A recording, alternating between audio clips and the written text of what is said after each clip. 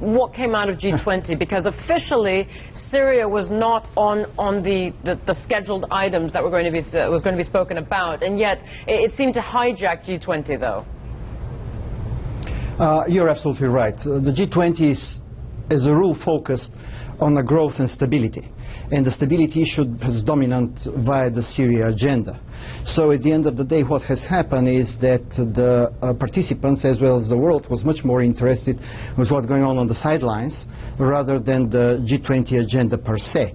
However, this particular meeting has got significant policy outputs, much more as a statement and articulation of the already existing policies rather than something new, but reiterated a lot of important points on the growth agenda and on the stability agenda. On the growth agenda being the issue that, granting that the G20 acknowledged that the recovery is too slow, it's not moving far ahead.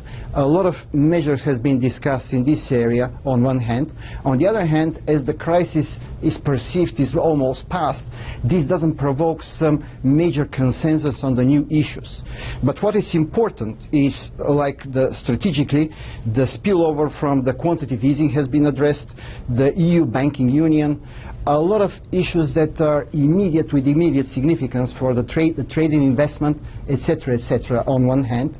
On the other hand, the financial architecture of the world, as well as the financial regulation, has been on the spot.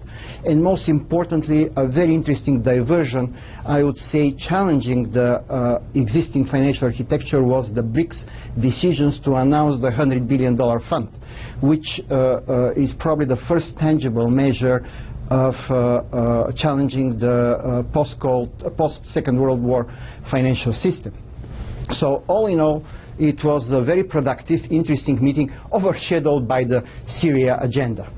And speaking of Syria, I mean, what do you think will happen with the Congress vote? Do you think Obama will manage to push through enough support to follow through with a strike on Syria?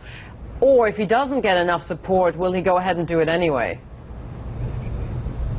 I think that the real issue there is, actually there is two issues. The first is that if you read carefully the public opinion polls, and largely the sense what the general public thinks, which is reflected in the behavior, political behavior of the Congress and the Senate, is that the general public is not convinced that this particular agenda is going to resolve the issue.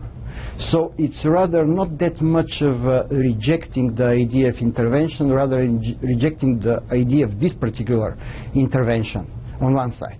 Having said that, in general the public is against that, and this is going to determine the fate of the vote. I don't think that at the moment there is enough votes in the Congress. At the same time, this is an evolving story. And most importantly, it appears that the most important and tangible cards hasn't been played by the current administration, by the administration of President Obama. And we'll wait and see.